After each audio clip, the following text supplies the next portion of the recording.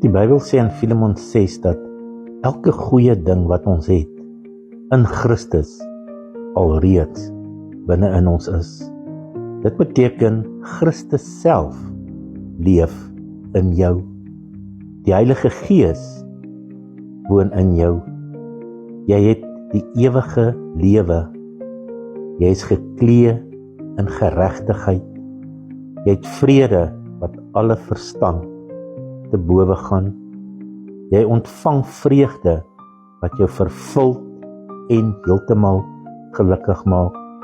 Jy het God se liefde wat in jou hart uitgestort is deur die Heilige Gees.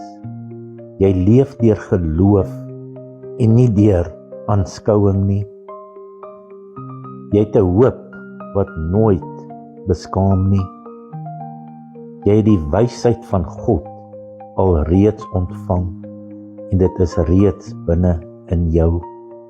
Jy het 'n nuwe hart en 'n nuwe natuur ontvang.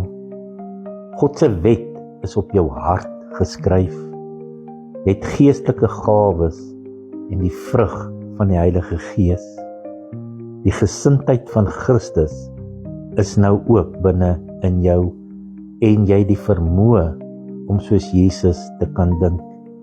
Jy het krag en oorwinning oor sonde en ook oor die dood. En belangrik, die koninkryk van God is binne in jou.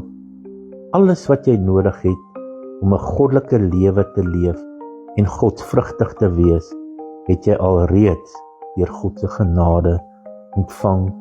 En al hierdie skatte is Christus wat alreeds in jou is.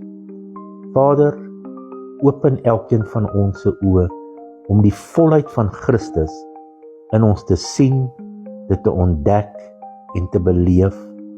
Mag ons wandel in hierdie vrede, hierdie vreugde en hierdie krag van U tot U eer in Jesus naam. Amen.